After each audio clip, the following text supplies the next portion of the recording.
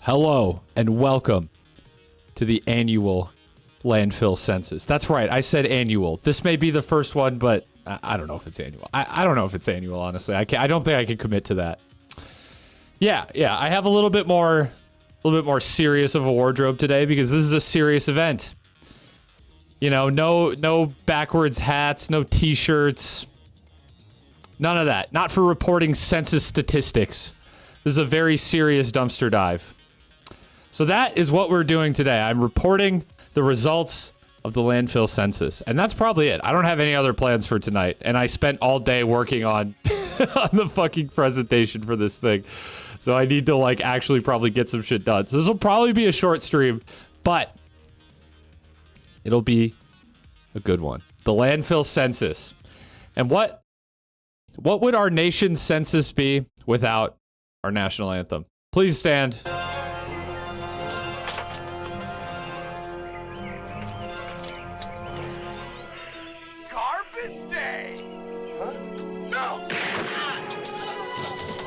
It's garbage day, baby.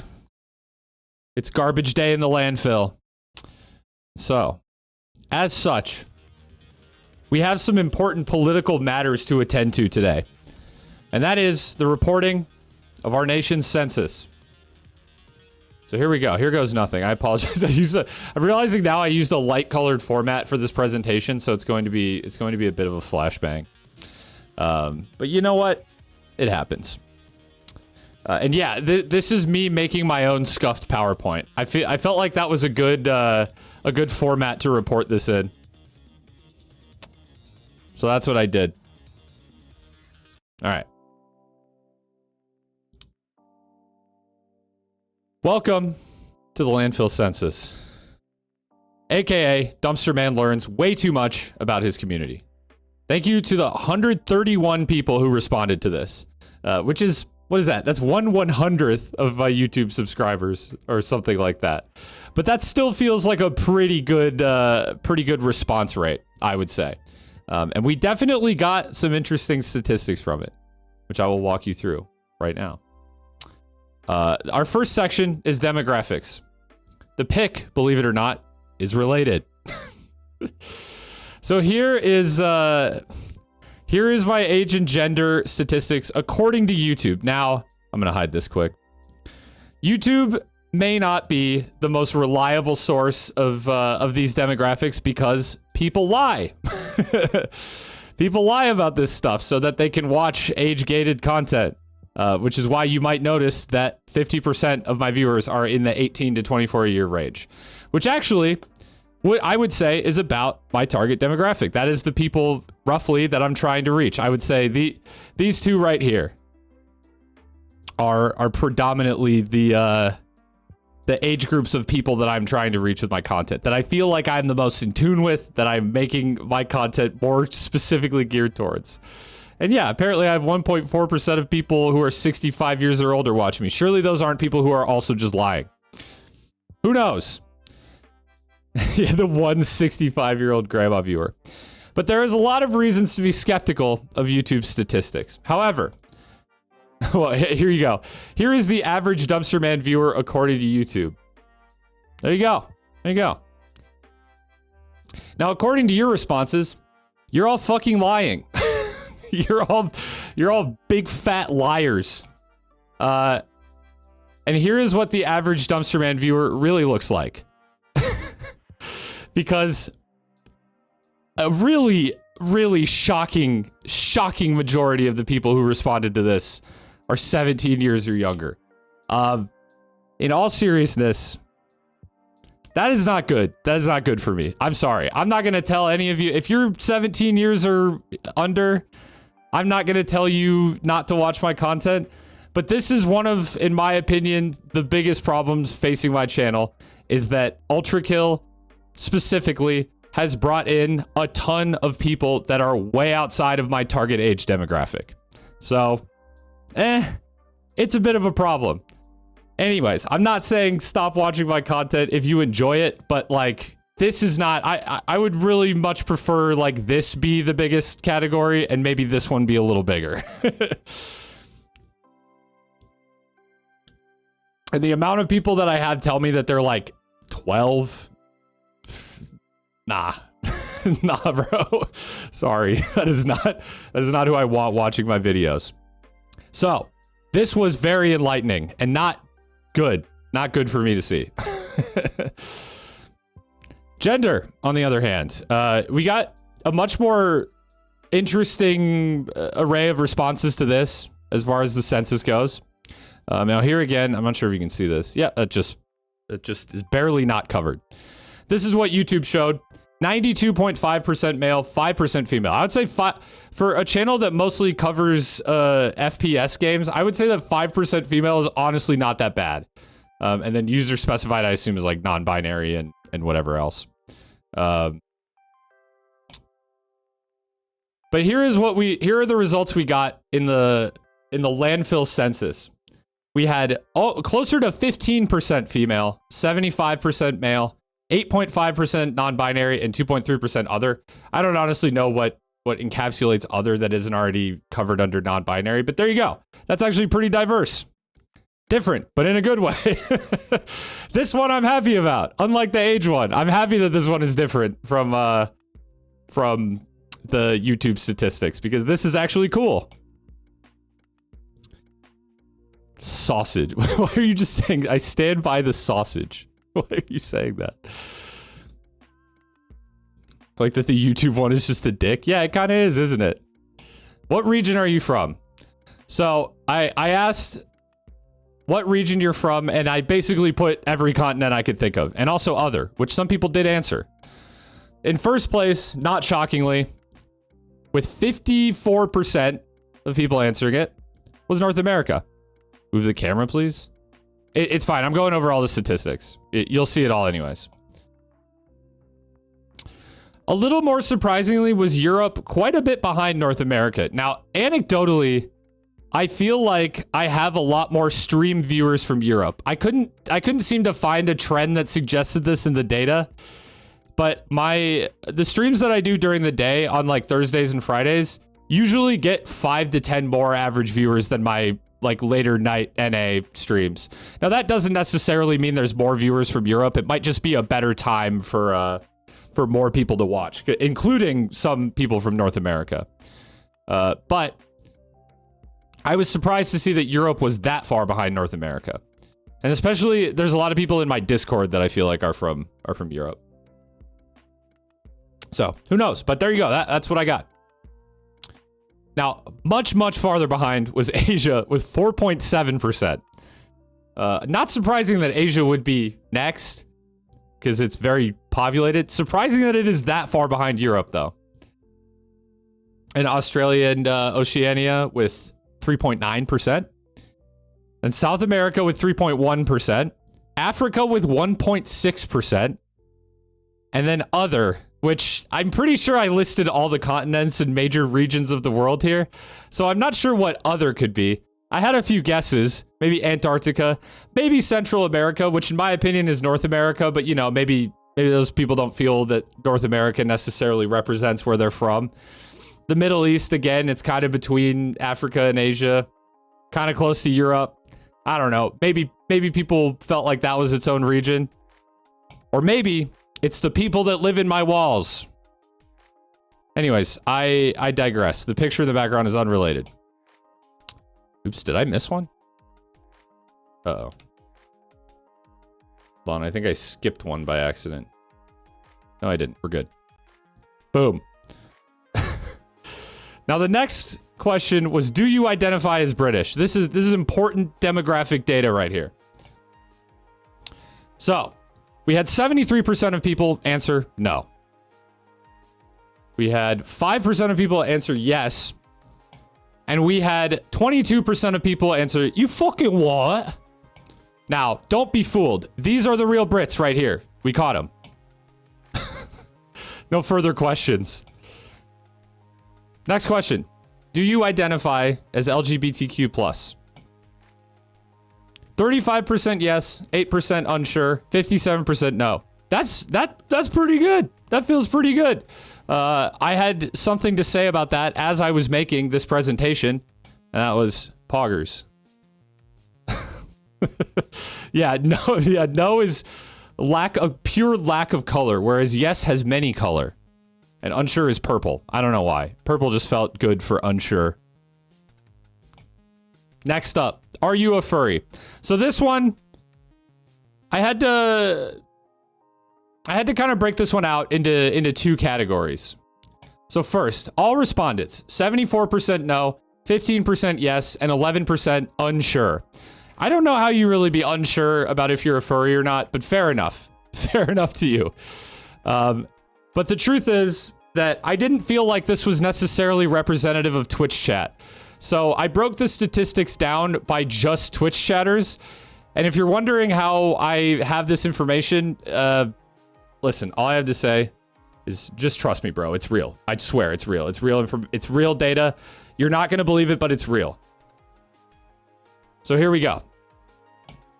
If we narrow it down to just Twitch chat, these are the results. And it's real, not fake. You can see it right there. It says that it's real and not fake, and that's how you know that 100% of Twitch chat is furries. Anyways, moving on. How tall are you? Now here's the data. I probably could have put like a percentage on this. That I made it the fuck up. No, it's real. It's real. I probably could have broken this down by percentage because this is very confusing to read. But I think all you need to know really about this is that Dumpster Man fans are canonically 5'11". And hey, 5'11" bros, soak it in while you can, because this is the only time you will ever be taller than 6 feet. That's all I'm saying. That's all I'm saying. Officially, in this census, 5'11" is taller than 6 feet. All right. Now the next category is questions about my content and my channel. I hope you like this image, by the way. That was someone redeemed a hydrate at the very end of stream, and I wanted to make sure they saw that I was drinking water. Anyways. The first question, where do you mainly watch my content? So 94.6% of people said YouTube on my main channel. Now, I'm honestly wondering who the 5.4% of people are that don't watch my main channel at all. By the way, to be clear, you could answer multiple on this one. So some people answered just the main channel, some people answered, etc.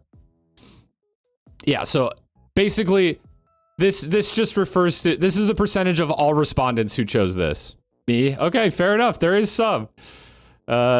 There is some people who don't watch the main channel and do watch the stream or a second channel or whatever.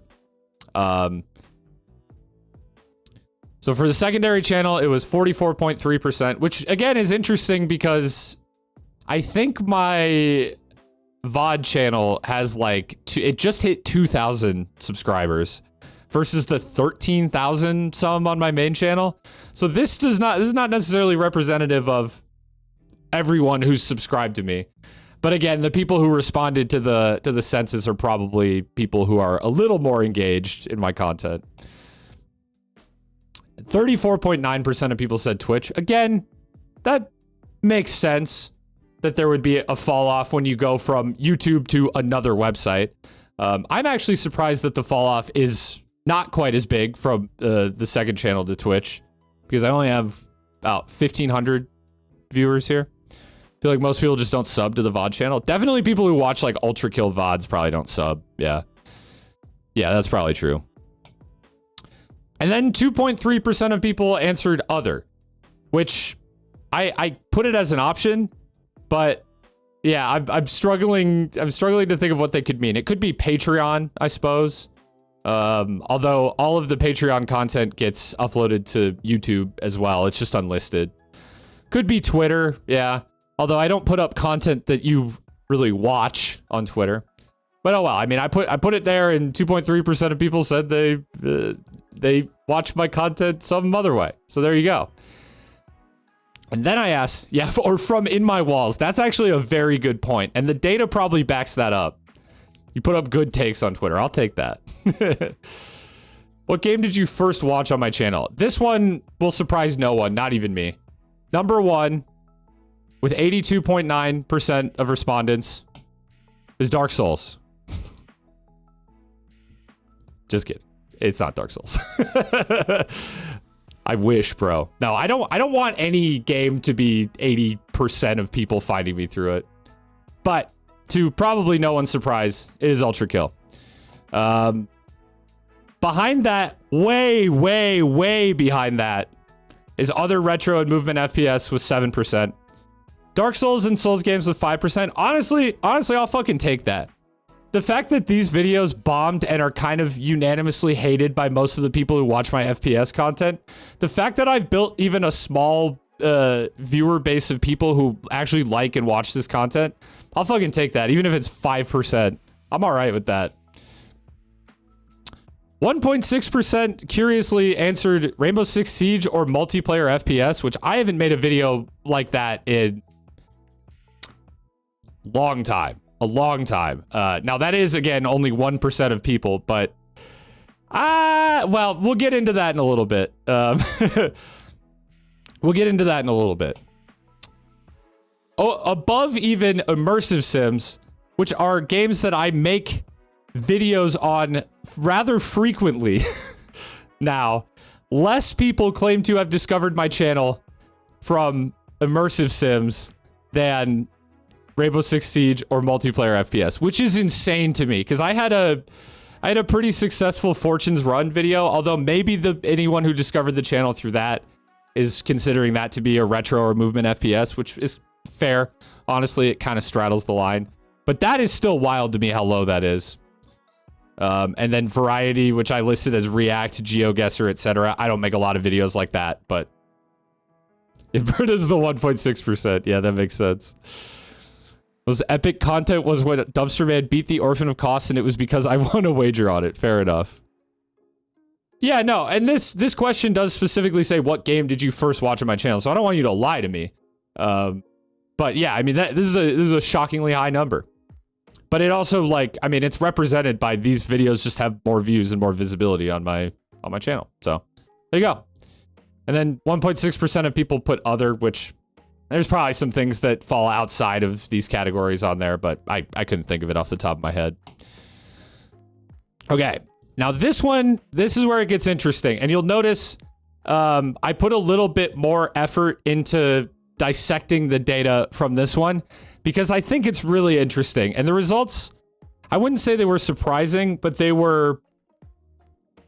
kind of confirmed something that I believe to be true about my channel for a long time.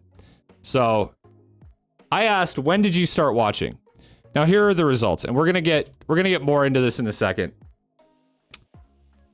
4.7% of people said before October 2021. October 3rd of 2021 is when I uploaded my first Ultra Kill video, to be clear. So that is why I put that there. And this is not accurate, and I'll explain why in a second. I don't know why 4.7% of people thought they started watching me before Ultra Kill, but we'll get into that. And then I kind of broke the Ultra Kill stuff down into eras. So this would have been from my first Ultra Kill video up until Wrath released, so Act 2. Now, if you're someone who came to my channel not for Ultra Kill, this was probably confusing to you, but it was probably helpful to that 80-some% of people who started watching my channel because of Ultra Kill. This probably helped them contextualize when they started watching me. So that's why I put that there. And then I said that Act 2 post-Wrath release was another era up until the end of 2022, because on the last day of 2022 is when I posted Ultra Kill Has a Problem, and I kind of said that was the start of another era. And also it was nice and clean because it was like 2023 onward is just like now another era. You'll notice though a pretty sharp drop off in respondents to this survey, at least. And yeah, a lot of people in chat saying 48% gang. Yeah, I mean, the data backs it up. Okay, there's a lot. I've already said a lot, but there's a lot to unpack here. So we're gonna talk about that first bracket here. Before Ultra Kill, September 2018, when I uploaded my first video or September 2021, which is when I uploaded the end of the month before the month when I uploaded my first Ultra Kill video. Anyways, this is a 3-year period, aka the Dark Ages. So dubbed by me, the Dark Ages. 6 people responded this. They are probably lying or confused. The alternate explanation is that it's Britta. Maybe some of my IRL friends responded to the survey, although none of them told me they did. And maybe Valentino answered this, but I think Valentino is probably wrong. Because I think the first video he saw was a Splitgate video that technically came out after my first Ultra Kill video. But it's still, I can see how you'd be confused. So the reality of my channel before October of 2021 is I had 38 subscribers. Again, if you think you were one of them, you were probably wrong. I was getting 0.03 subscribers per day, which is about 1 subscriber a month. And through that entire 3-year period, I had 5,800 total views on all videos, which is about 5 views a day. But they were mostly on 1 or 2 videos close to the end of this time period. The moral of the story, like I said, is you probably didn't subscribe to me during this time, even if you think you did. So the next time period is October 2021 through August 2022. So a little under a year period of time. Yeah, Britta is right. Britta is like the one who could say that. This is the first Ultra Kill boom. You probably remember some of these videos if you watched Ultra Kill or played Ultra Kill and watched my videos. So my first Ultra Kill video, like I said, came out on October 3rd of 2021. I played the game a few months before that. I want to say like August is when I started. But October is when the video was released. 63 people responded to this option, which was the most by far. It was almost 50% of the people who responded. And I gained 3,500 subs during this time, which is about 11 subs a day. And I got 350,000 video views during this time, which is about 1,100 per day. So, yeah, this was pretty good. This was like my channel kind of taking off. So it's not all that surprising that a lot of you sub during this time, or a lot of the people who are now kind of like long-standing community members sub during this time. It is still a little surprising how many people responded this. So, anecdotally, it felt like the sense of community and support among like Ultra Kill fans was the best during this time. People were a lot friendlier and they were very supportive of a small content creator wanting to make videos on a game that they liked. And a lot of first-time YouTube viewers, from what they told me and what I experienced, were subscribing and they were checking out the stream and they were joining the Discord. And it felt like they were more open to watching my other content, or just anecdotally, my content was growing at a more steady rate alongside Ultra Kill during this time. So it felt like I could make an Ultra Kill video and then I could like go do something else. You know, and people would watch and be excited about it. Like I made Dusk videos during this time, and the Dusk videos did great. In other words, I'm not that surprised that this was the most selected option. I am a little surprised at how much it was selected, but I'm not super surprised that the people who are like involved enough in my community to respond to this survey responded with this answer. So the next era was Ultra Kill Act 2, or the second Ultra Kill boom. This is when Wrath and Heresy were released on August 14th. My YouTube views, I noticed, started going up like not way before, but like a month or two before the update release, just because people were like hyped and they knew it was coming out. And the release date was actually announced in advance. And I believe the game was like on the summer sale too, which got a lot of new people into the game. And so this was like at this point in time, I hadn't even uploaded a new Ultra Kill video, and this was still the most like significant growth I had ever experienced on the channel to this point. I was getting 3,800 subs a day during this time, or 3,800 subs total gained during this time, which is about 28 subs per day. Jesus Christ, I misspoke there hard. Now it's a similar amount to the last time period, but in a much shorter time. So the amount per day and like in this time period was a lot more relative to like how long the last time period was, because this is only a few months. The last period was about a year, so I was gaining a lot more subs. In other words, I had 52,000 video or 520,000 video views during this time, which is 3,800 per day, which is a huge increase. I believe I said 1,100 before. And despite that, only 32 people responded to this, which is half as many as the previous option. It's only about 25%. What does this mean?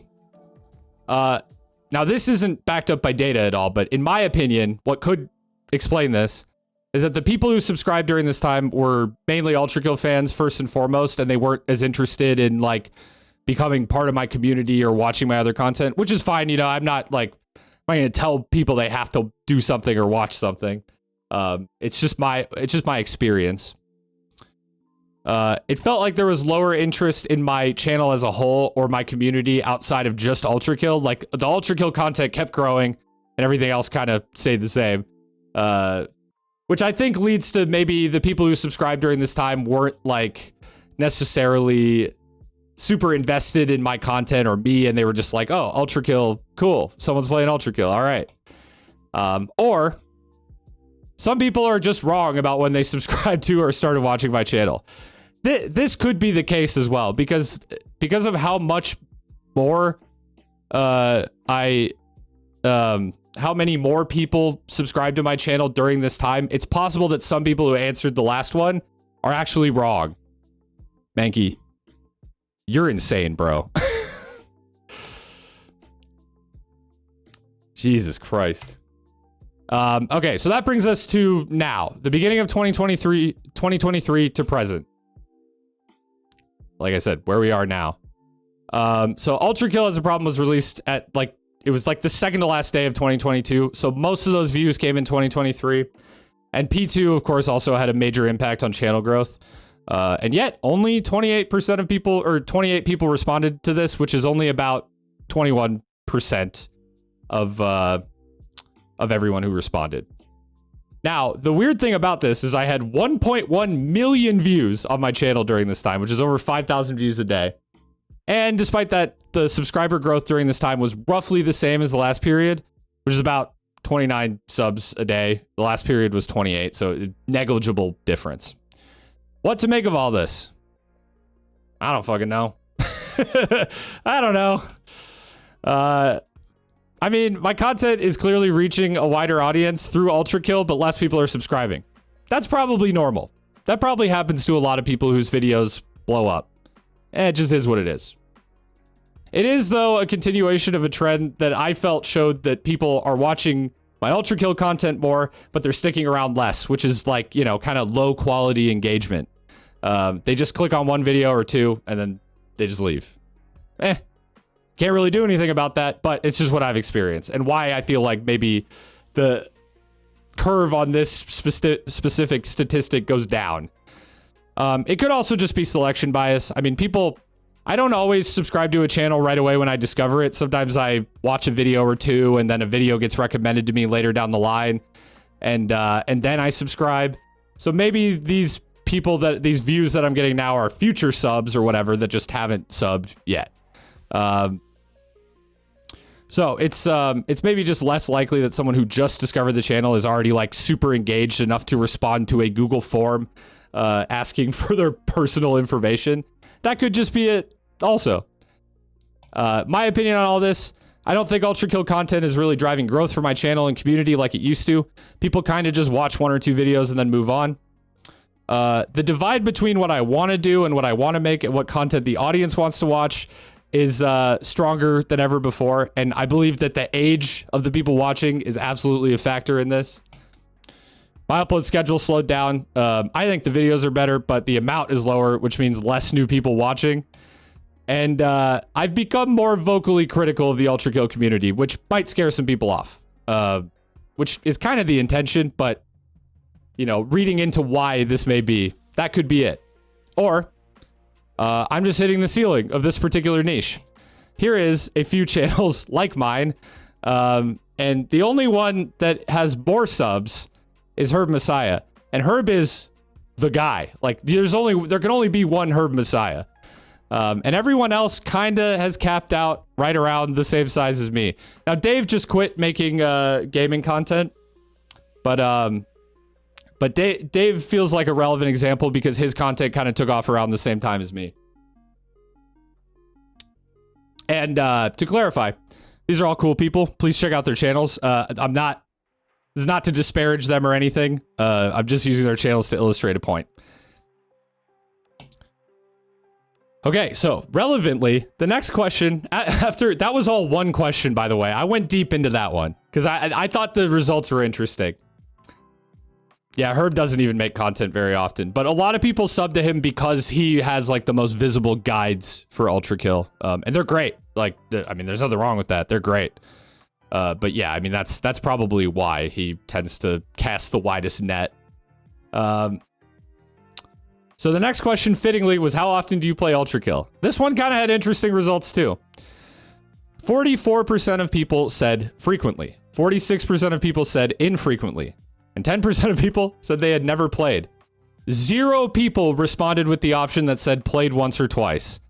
I kind of thought that maybe I would get at least a few people who had just played through the game as it is right now and then put it down. But not a single person answered that. I'm never beating the Ultra Kill addict allegations. Probably not. Not with how many people answered this. I fall in this category. I mean, there are times when I play it multiple times a week, but then I also will go months without playing it. So, is what it is. Yeah, maybe those people just answered infrequently instead. I mean, that's possible. I was kind of thinking maybe like people who played the demo or like people who played Act 1 and then put it down. But yeah. And then 10% never played, which is also interesting. That's more than I would have guessed. So then I asked, which do you watch most on my channel/stream? To nobody's surprise, and this is another one where you could select multiple, which is why the percentages don't add up to 100. To nobody's surprise, Ultra Kill, number 1. To my slight surprise, demo/variety gaming, which kind of casts a pretty wide net, is not far behind it. Not really. And this is interesting, especially because this hasn't been my experience, at least not when I stream. A lot of times on Mondays, like today, when I do the dumpster dive, I will do something like this, where I react to something or present something to chat, and then I will play demos. You know, I think I have a sound that might describe what happens when I stop doing the dumpster dive on Monday streams. Yeah, that's about what it is. That's about what it is. Yeah, it's like I go from like 25 to like 10 viewers, which is fine because not everyone's going to be into every game. And also, I think a lot of European viewers stay up to watch the dumpster dive and then they leave when I start doing something else, which is fine. But all to say, this has not been my experience that 62% of people feel like they're that only 10% less people feel like they're watching this than Ultra Kill. But these are the results. Surprisingly, it's over other FPS too. I'm kind of assuming that other is just like anything non-gaming, and then Souls, and then immersive sim. The bummer is, these are honestly my favorite things to stream and make videos on. So, that kind of sucks. But it's not that I don't enjoy this stuff either. But I see that I need to hit a new audience with this stuff. I will say that my stream feels like it gets the most like new viewers when I play Souls games because they're active categories. But who knows? Or immersive sims, you know, people were coming in during Prey, Dishonored. Speaking of immersive sims, now that you've played both Gloomwood updates, do you think it's better to wait for the full game before playing, or should you play it update by update like with Ultra Kill? I think you could go either way. I think the game is now, like right now, great. It's really fun. But I think if you wait until it's released, it's going to be amazing. I think it's going to be absolutely amazing. So it's kind of up to you. It's kind of up to what experience you want now. Then I asked, which style of content do you watch the most? With about 85% of people answering video essays, 82% of people answering gameplay videos, pretty sharp drop off, and then people saying highlights or clip videos, which I haven't done one of these in a while, so it's not that surprising. with 36% of people saying streams and VODs, and then 10% saying other, which could mean a lot of things. The good news is, these are the two types of content that I like doing the most, so I will keep doing them, just for you guys. And then other stuff. I asked, are you a member of the Discord? It was 47% yes, 53% no. Not surprising, this got sent out to the Discord a day before it got sent out to everyone else. And the Discord just seemed way more excited and engaged in this whole thing, so there you go. I also asked, have you ever been a Twitch or Patreon sub, which was 23% yes and 77% no. Again, there's some selection bias here, but it's kind of interesting. What's a Discord? Exclamation mark Discord in chat to find out. And then I asked some questions specific to my stream. And these were optional, so not everyone answered these, but I think I got about 110 responses on these to the 130 that I got total. So, and a lot of those people said they don't watch the streams and they answered the questions anyways. So, anyways, I found this photo. I don't know what this is, but this guy scares me. He looks AI generated. Yeah, gifted subs counts, sure. Am I crazy or does this guy look AI generated? I wasn't gonna use this photo until I took a closer look at it, and then I was like, wow, what the hell? First I asked, how often do you watch my stream? 13% said almost every stream, 23% said sometimes, 31% said rarely. I added Ultra Kill only as an option. And I'm not even gonna lie, I wouldn't have been offended if you answered this, but only 4% answered this. Again, anecdotally, feels like there are a lot more people that tune into my Ultra Kill streams, but they weren't answering the survey apparently. And then 29% never, which again is fine. Cool. And then asked, do you participate in chat? And we got 30. This was pretty even before it got sent out to the YouTube, and then the no kind of took over a little bit. Now, I'm assuming that some of these people don't watch the stream at all, and which is why they answered no. But it was about 30% yes, 29% sometimes, and 41% no. Sometimes coincides with Europe viewers. Yeah, maybe.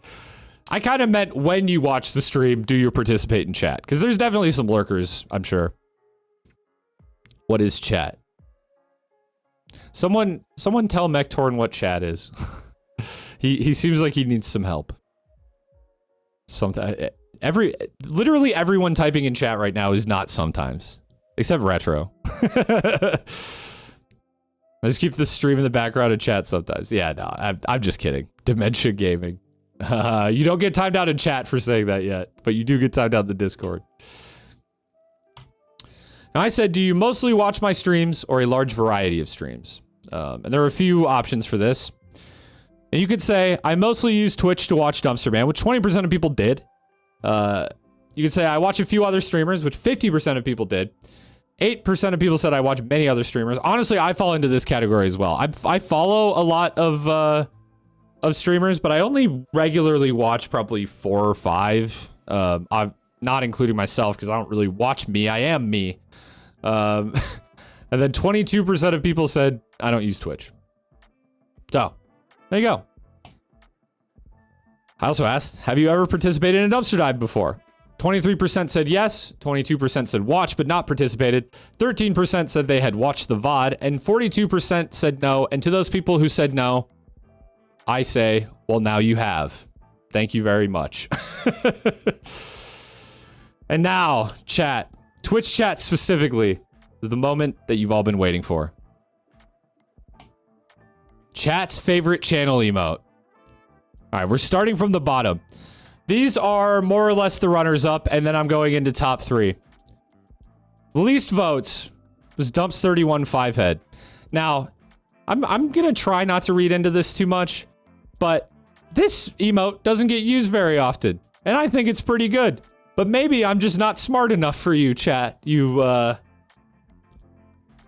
patricians, you educated people.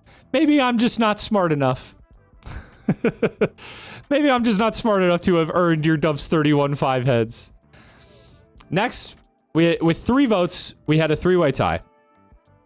Dumps31 good, Dumps31 bitrate, and Dumps31 what? I'm not gonna lie, this is one of my favorites. Maybe people don't get the reference, but this is literally it's the Twitch global emote. Seems good, but it's me. It's my face. So maybe people don't get the reference, I guess, but I like this one. This is one of my favorites. I didn't vote in this, obviously, but these two are what they are. Yeah. Bitrate. I don't think anyone has ever used this emote to communicate to me that my bitrate was bad. So the only thing that I think when I see this emote is, oh god, what is wrong with my stream right now? So this one kind of just gives me anxiety, and this one doesn't really get used, although the origin of it is funny. Next, tied with 4 votes, is Dumps31 Mauled. This used to be chat's favorite emote. I don't know what happened. Mauled has fallen off significantly. I think maybe the highest usage of Mauled coincided with me doing my first playthrough of Dark Souls 1. And since then, it just hasn't been the same. Dumps31 Prage. Yeah, Father Dump hasn't really been on the stream.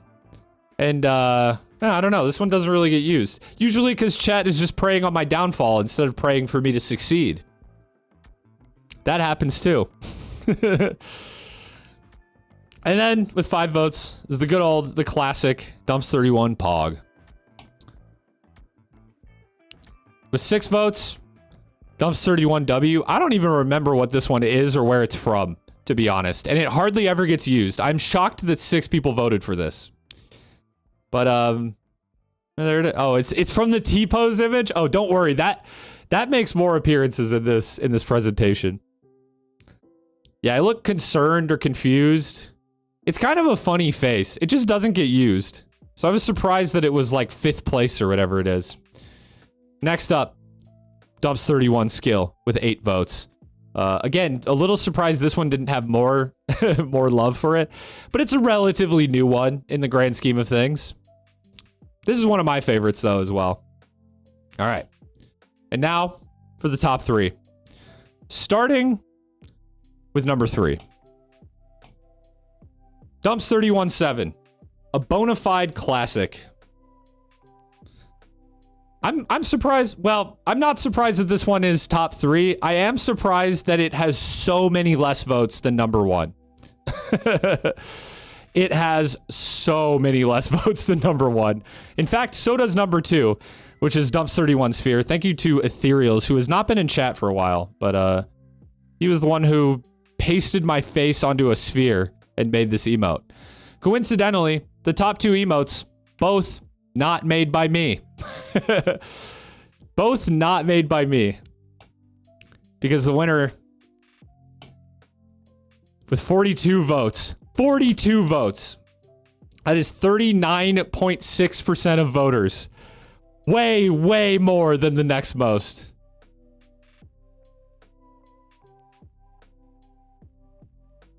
Is Dumps31 Please by Dave.exe. He can't even use his own emote. Oh, El Bozo.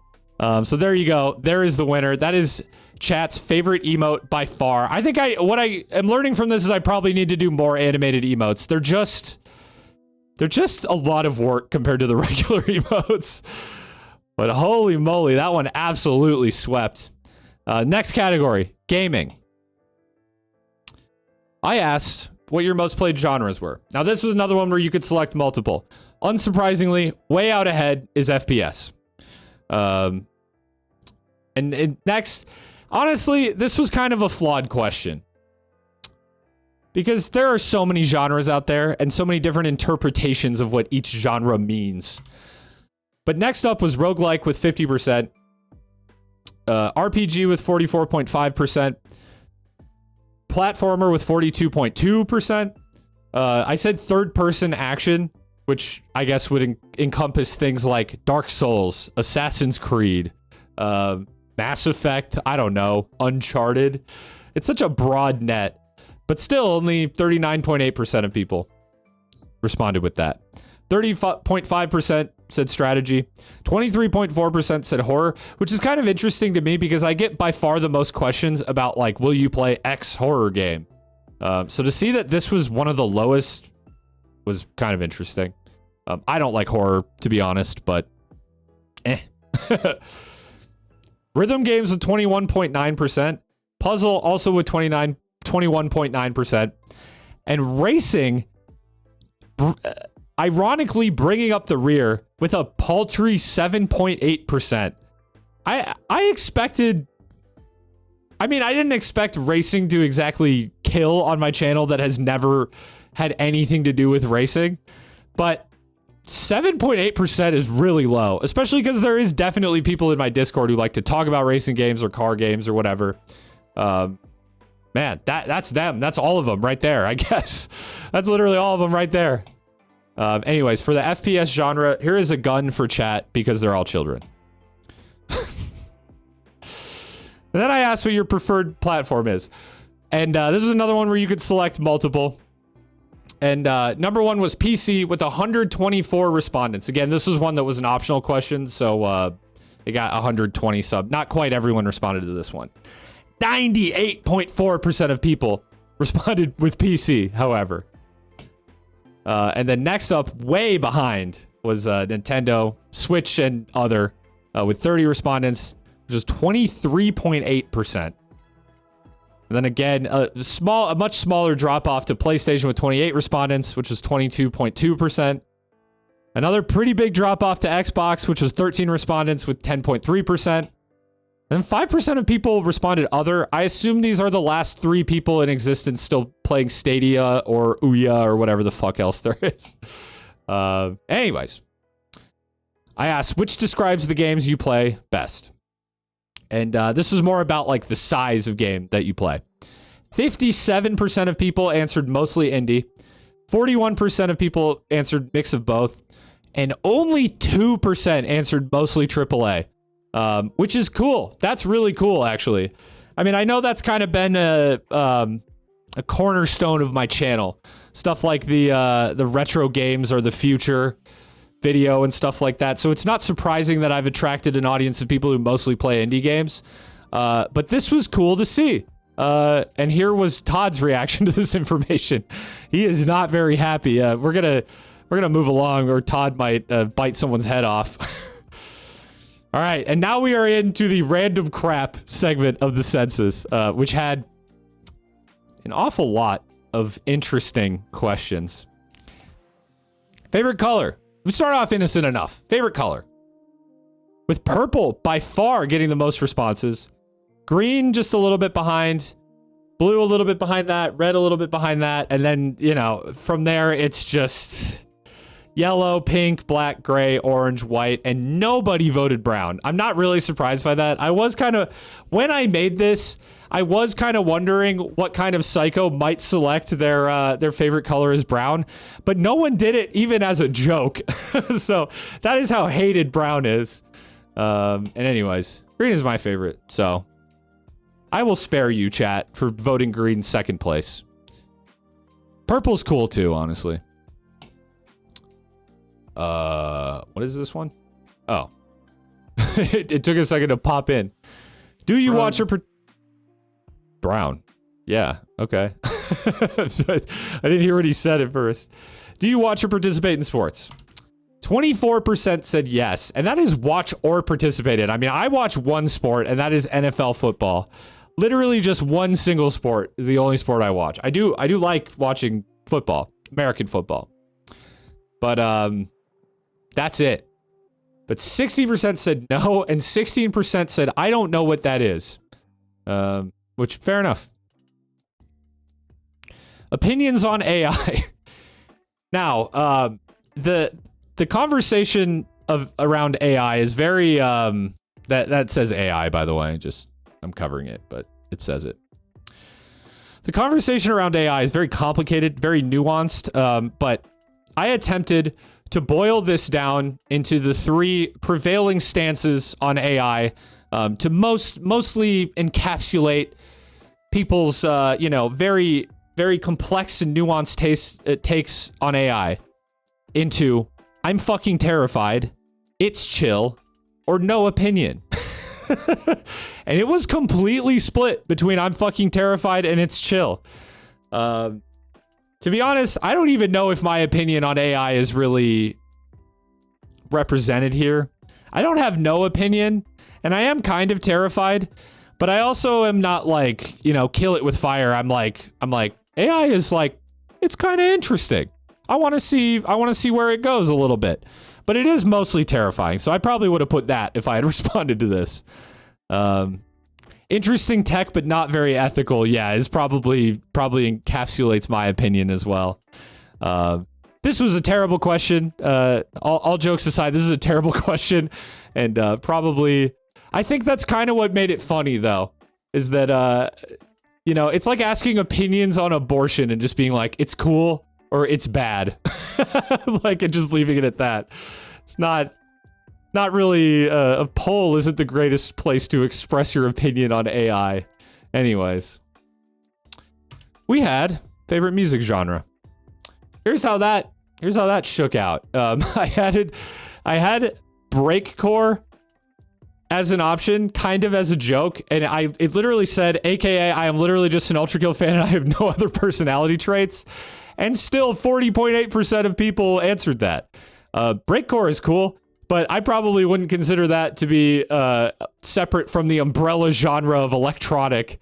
But yet, still 40.8. I think people probably just answered this one because it's funny. Let's be honest. I would say I generally fall. I'm not so much of an electronic listener, but I'm mainly like rock, metal, indie alternative, and hip hop and rap surprisingly low. But I think maybe it's mostly like an American thing to listen to. I think like the prevailing popular music outside of America is maybe not as commonly like rap and hip hop. I didn't put country as an option, but I imagine it would have been even below pop. So there we go. I have like 3 hip hop songs out of 300 in my playlist. Yeah. I mean, I listen to hip hop. I wouldn't say it's my number one most listened genre, but I do listen to it. Oh, yeah, Valentino is the singular country fan, I see. I then asked, do you watch anime? A question as incisive and divisive as opinions on AI. And the answers? In a very normal pie chart. Yes, with 36%, and no, with 64%. So there you go. There you go. And then, probably the most contentious question of all. Favorite Weezer album? So here were the results, the raw results of the poll, with 21% answering Blue Album, 5% answering Pinkerton, and 5% answering Other, who I have deemed as insane people.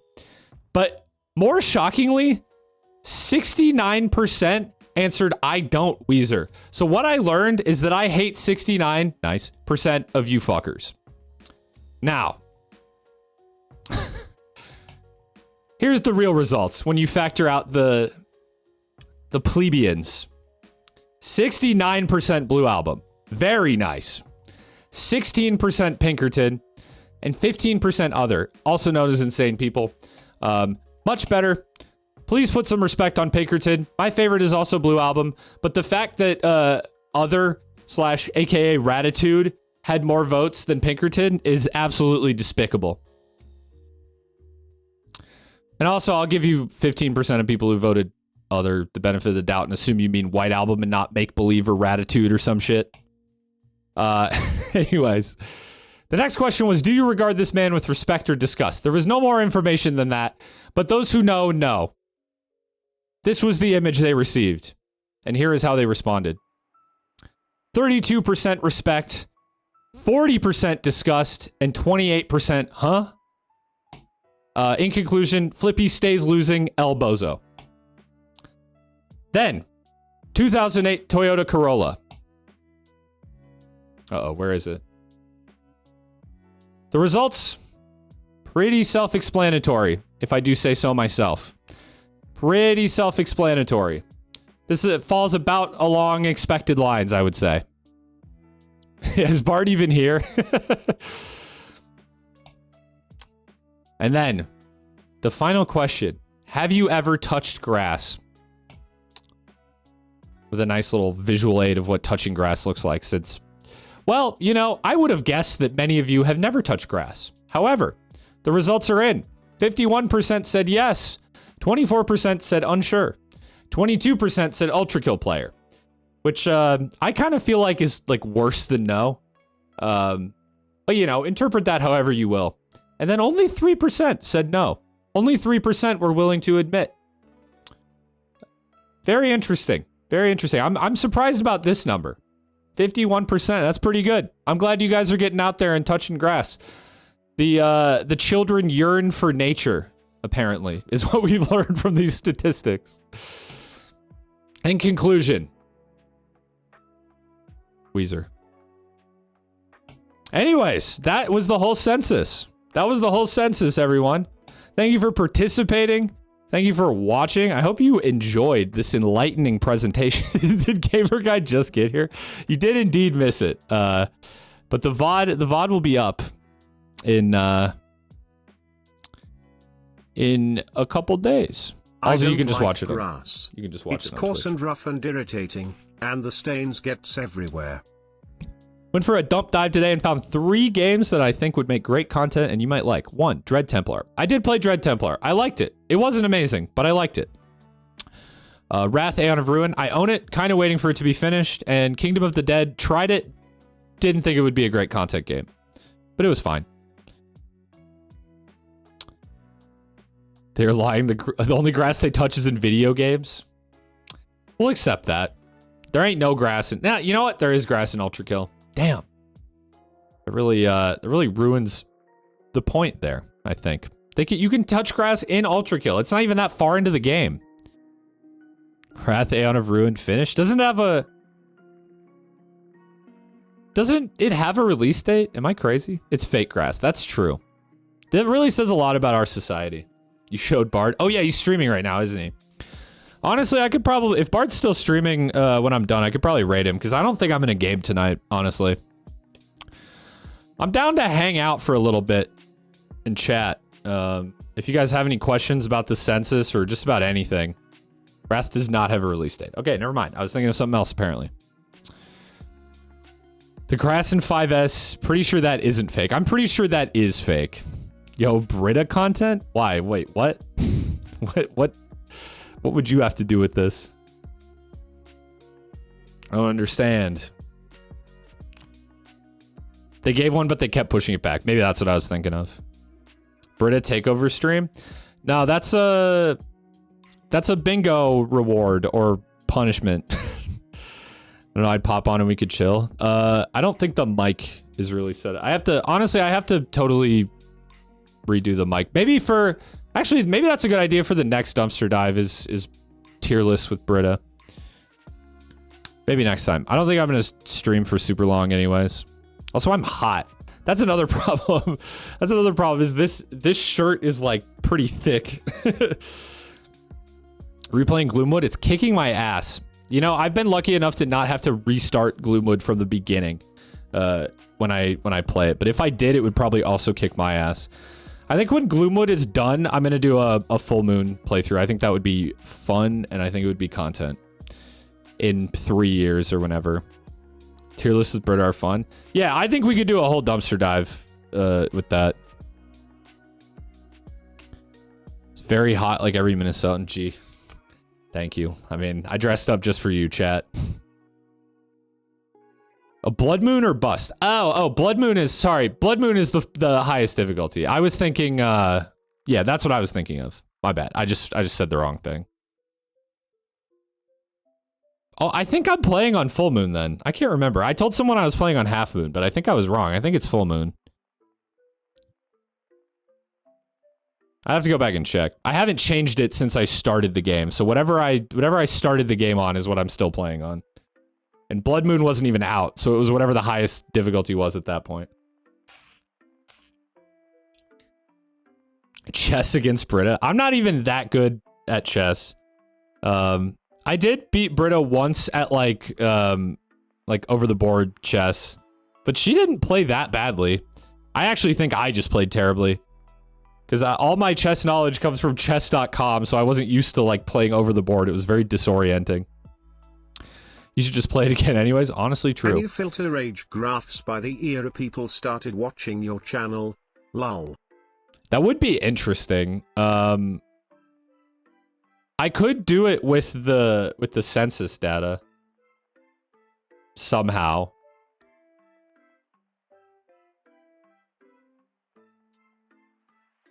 I'm not sure if you can on YouTube, but I have literally just all like the raw data from the census.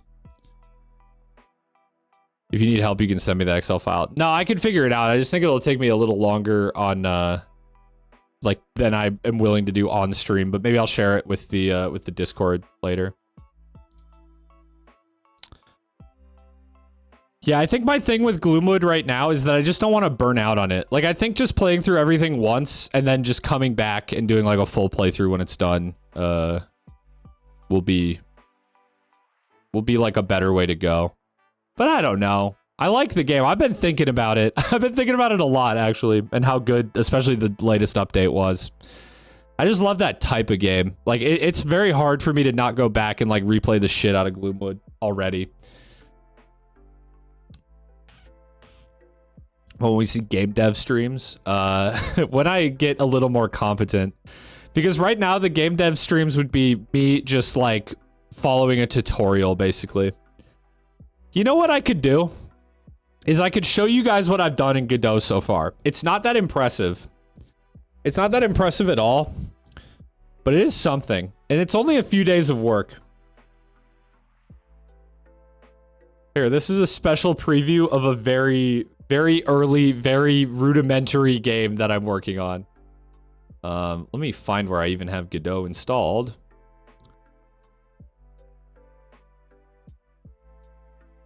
You guys are going to absolutely be blown away. No, you're not.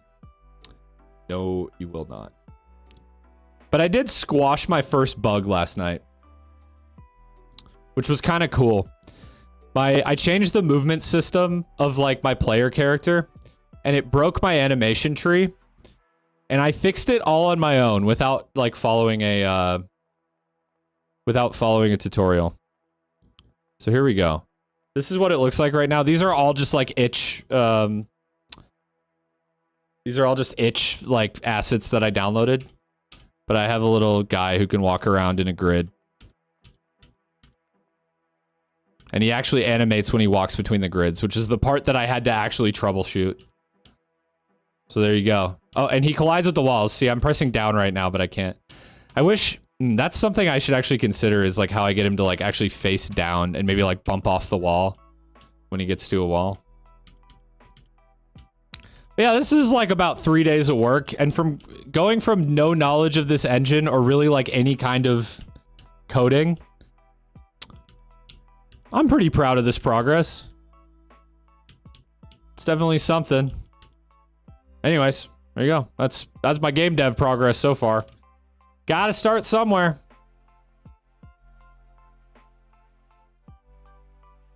Gotta start somewhere.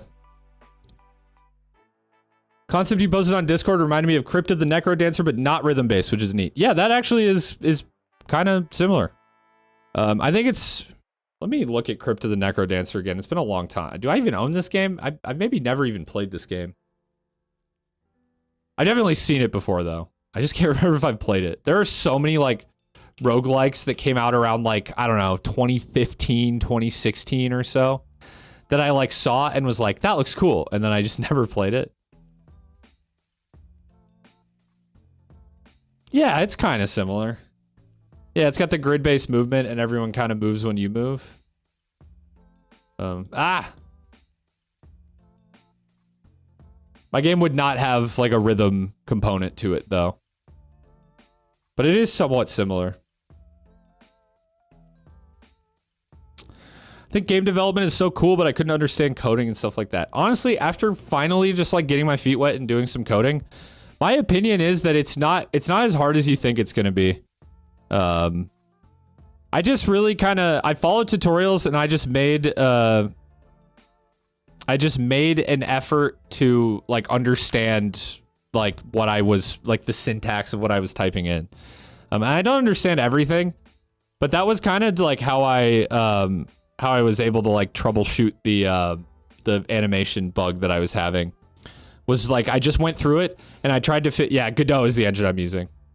I was kind of just like going through my code for my like player character. What language? It's GD script, but I believe it's based on C#. Because you can also code in C# and it looks very similar in Godot. You can also do like C++ through like some kind of like extension software, but I'm too stupid for that right now. Honestly, using a game engine is so much better than doing shit from scratch, but I love slamming my head on a keyboard to fix it. I mean, you're still gonna have that experience. You're still gonna have that experience doing it with an engine. That's the thing. Just save yourself the trouble and just use an existing engine. You can make whatever you want, honestly, and like there's really... The engine you choose doesn't even really matter all that much. Just whatever you're comfortable with. I bounced off of Unity a few times, but I'm liking Godot so far. So that's where I'm at. That's how we arrived at current day. Kind of thought about starting my game dev arc again. Yeah, the biggest problem is that I am really busy. But it was one of those like just rip the band-aid off situations. Like, just start doing it, and then, like... I kind of get this way about everything. Like, the hardest part is starting, and then once I start doing... I was this way with streaming, too. The hardest part for me is starting, but then once I start doing it, like, it's really easy for me to get, like, invested and kind of just, like, go all in. Because, like, I put off, like, I was kind of, like, half doing YouTube, half not. Kind of toying with the idea of streaming. And then I started, in 2021, and then, like, that year, shit kind of started working out. Like, I mean, it just, like, the act of doing it was the most important step. Like, the act of just deciding to do it was the most important step for me. Oh, the time for coding. I just been following tutorials. Playing a bunch of RPGs recently make me want to make one. You could make an RPG Maker game. I know that sounds like a joke, but honestly, like, I think RPG Maker's kind of sick. Like, it just cuts out, like, a lot of the work of, like, making an RPG. And yeah, every game is kind of the same, but, like, it sounds kind of fun to just make it, like, to just not have to do, like, all the work of, like, actually coding an RPG game and just do all the fun stuff. I used to think RPG Maker was cringe, but now I'm like, RPG Maker is, like, insanely based. What is this? It does not. I hate when people try to say that they hate all Unity or all Unreal games. The problem is not the engine. Yeah, no, that's exactly what I'm saying. Is like, pick the engine you like using, not the engine that you think, not the engine that you think your game should be made on, if that makes sense. I really thought that I should be using Unity, so I tried fruitlessly to learn Unity a bunch of times, and I bounced off it every time. And the first time I tried using Godot, I loved it, and I was, like, super into it. Like, that's just being able to, like, do it and be comfortable with it is way more important than, like, feeling like you need this or that feature.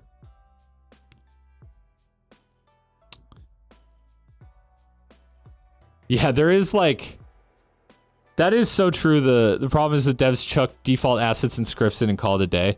There is definitely such a thing as a game that feels like a Unity game, but it doesn't feel like a Unity game because it's made in Unity. It feels like a Unity game because it was made with default Unity shit. Oh, you want to make a real-time combat game? Yeah, that makes sense. Honestly, I would recommend Godot. Or even Game Maker. Game Maker is like Godot, but even easier. Less, like, feature-rich, but it's easier.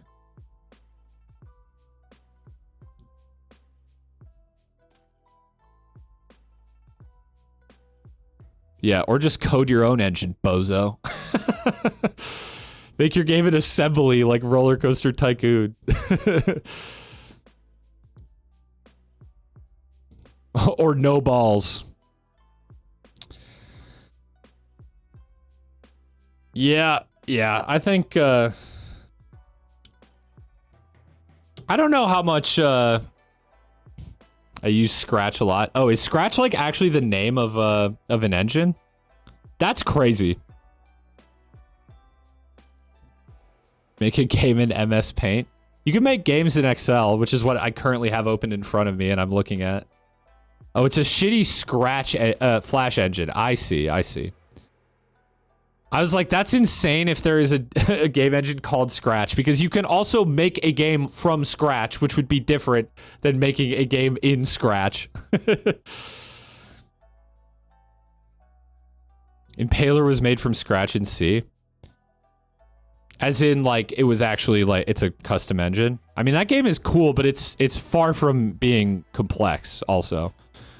And that dev still probably would have had an easier time making a game in Unity or whatever. Game's great, but yeah, like a custom engine, that's what I thought.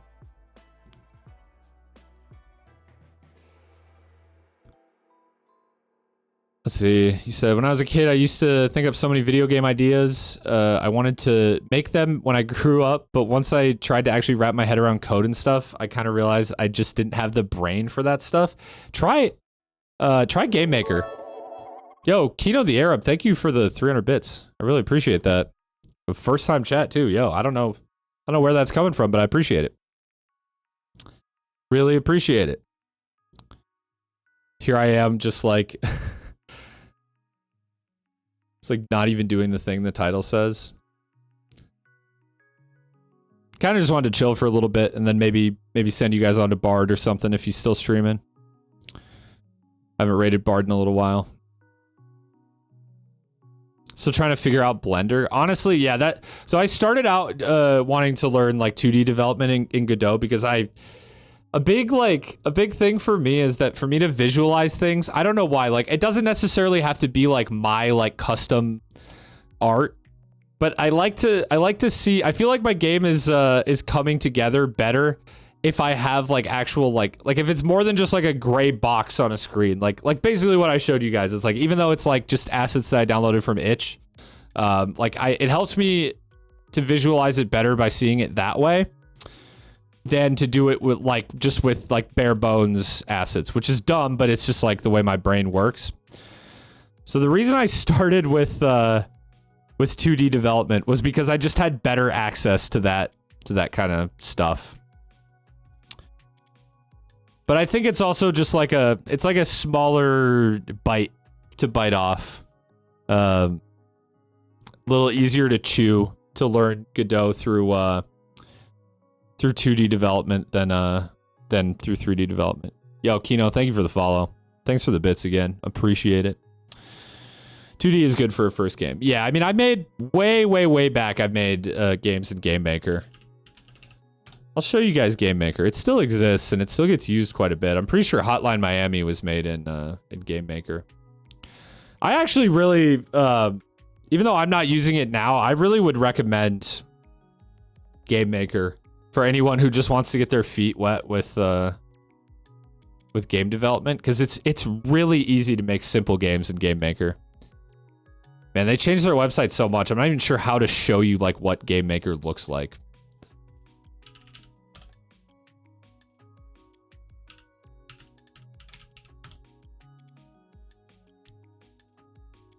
Yeah, Undertale was made in Game Maker. Wow, it looks a lot different from when I used it, but I think it's a lot of the same concept. Wow, it actually looks a lot more like Godot now. Oh, Game Maker allows you to do, let me just open this image. It's hard to describe, but Game Maker allows you to basically just like do a lot of like drag and drop type like coding. Like you can see some of that kind of over here. It used to look different, but I mean, I think it's functionally the same. Where you can like define sprites and objects and tiles and stuff like that, and then within them you can edit the properties and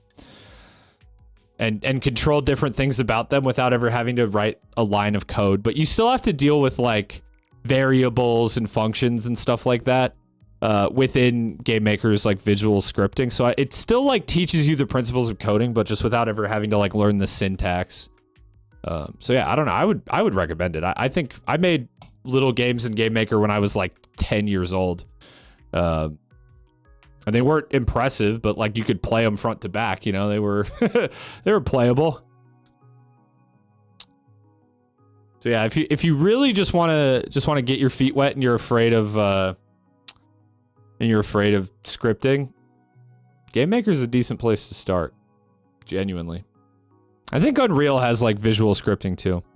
Isn't it the same in Godot? No, you can't get very far without writing script in Godot.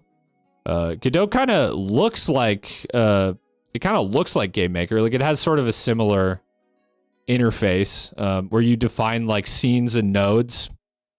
You've heard about visual scripting in Godot. If it exists, I haven't touched it yet. Just use psychic powers to make a video game and with your mind and transform it into code using your mind waves. I'm sorry. Let me introduce you to a little thing called AI. It's the future of how video games will be made, chat. Get it right. No, just kidding. There are people who really believe that, though. That, like, AI will empower you to, like, just make whatever the hell you want. Like, if you can dream it, you can make it. There's probably a use case in there somewhere, but it was discontinued a year ago. Interesting. Yeah, I'm using Godot 4, so I don't know what was in, like, 3 and earlier. I like it so far, though. I like it. I'm out of both water and LaCroix. Oh, I have a little bit. Use psychic powers money to summon wizards, overworked devs that will create your game. Yeah, that too. That too. I mean, it's one of those things. It's one of those things where, like, if making a game just, like, if you like the idea of making a game, but the actual act of making a game doesn't sound fun to you, then game development is probably just not for you, which is fine. It's definitely not for everyone. I don't even know if it's for me yet. I started working on Godot like 3 days ago. I'm still at the very beginning here. Might have missed it. What kind of game did you want to make? Shiko kind of described it as being what I described being like Crypt of the Necro Dancer without rhythm. But basically it would be like a turn-based tactics type roguelike game. But instead of having turns, like just when you move, your enemies move. Kind of like Shotgun King as well.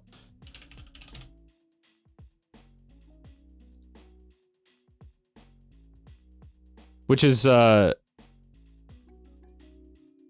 game that's like based on chess. It's like chess where you play as a king with a shotgun. It's called Crunch because you can hear the developers' bones crunching when they type for 13 hours But straight. when you move, like, or when you do something, kind of all the enemies move at once. My goal is basically to make a fast-paced turn-based game. That's how the original Rogue worked. I don't think my game is really going to have anything in common with Rogue. Maybe other than that. I know this is a very traditional roguelike that I've played quite a bit of. Is this game Tales of Majayal? It's kind of similar to that. Oops. It says I had 2.9 hours in this game. I definitely feel like I have more than that. I remember playing more of the game than that. But I've also owned this game for quite a long time. I think Steam's hour recording is kind of glitched. Sounds French. It sounds like Middle Eastern to me. Yeah, it'll be just like Ultra Kill. Yeah, my game will be top down 2D roguelike turn-based tactics, but also just basically an Ultra Kill clone. Will trash be currency in the game? Yes, chat. Trash will be currency in the game. Had to crunch to finish game stuff for class and it sucked. I mean, yeah, that's just kind of being in school. Well, it sounds similar to architecture school, at least, where we didn't call it crunch. We called it production week, which sounds like a really neutral and not not bad week for what it actually was, and that was that you spend all your time in studio and you eat all your meals there and you don't sleep and you never leave, and it's great and it's fun. Haha. So yeah, basically Architect's Crunch too. You aren't dying, you're just being productive. So true. Synthetic but 8-player. What are you talking about? Not my game. My game has nothing to do with synthetic. It's not like it in any way, maybe other than the perspective of the camera. Social life doesn't matter, work matters. I mean, it was basically 1 week a semester, but it still sucked. Doesn't matter, I'm out now. Let's go. Got the paper. God, I got my paper. I'm not using it right now, but I sure do have it. You got a theme idea yet? I do, but I kind of hate it. I was like, I'm thinking about it. I'm like, man, it's really gonna be like another medieval dungeon crawler roguelike, isn't it? So I'm kind of like trying to put a new spin on it. I haven't totally decided how yet, but I thought maybe like time travel or like a time loop, kind of like Into the Breach, maybe. I don't know. I really don't. No, yeah, you're right. I really don't have a theme picked out yet, but not to that degree. Need to buy Baldur's Gate 3 to steal more mechanics and solutions for my game. Honestly, that sounds like you're entering a world of hurt, because I pity the man who decides he wants to copy Baldur's Gate 3, because that game seems so complex and so in-depth on so many of its systems.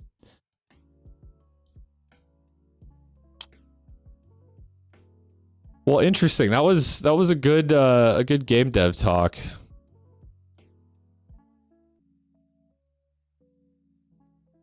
And on the subject of Baldur's Gate, I guess an easier answer, you want it to be grittier or lighter toned?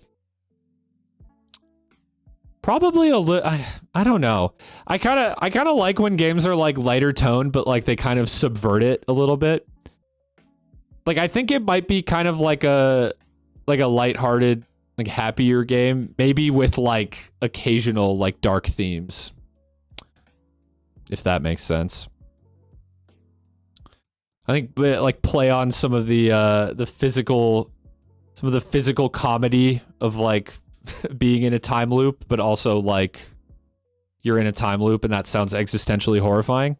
If that makes sense. I don't know. I haven't thought about it that much. In other words, I haven't thought about it that much. Sorry I'm late. What did I miss? Wow, you almost typed what did I miss? You missed. You missed your keyboard is what you did. You missed the whole stream basically. I'm just about to raid out. It was a short one, but I did the Dumpster Man Census, where we learned that my entire viewer base is babies. May as well start uploading to YouTube Kids. No, that's a joke. That is actually a joke. Are we children? Makes sense. Yeah. Well, yeah. Fetus army. God damn it. All right. Yeah, I don't think I'm gonna game tonight. I spent all day working on that stupid PowerPoint. And I actually have some stuff I want to get done tonight. And anyways, I don't have Baldur's Gate. I'd love to play it. Because it looks really fucking fun, but it also looks like something that will steal more of my time than I can afford when I'm still trying to work on streaming, work on YouTube, and I have a wedding that's less than 2 months away. So, probably not going to buy it for a while, but it would be fun to play that with Ryan, one of my friends who I played Wildermyth with. I'll see if he's into that, maybe. Anyways, we're going to raid Bard. That's all I gotta say about that. He's playing Baldur's Gate. So, enjoy it. The game is very cool.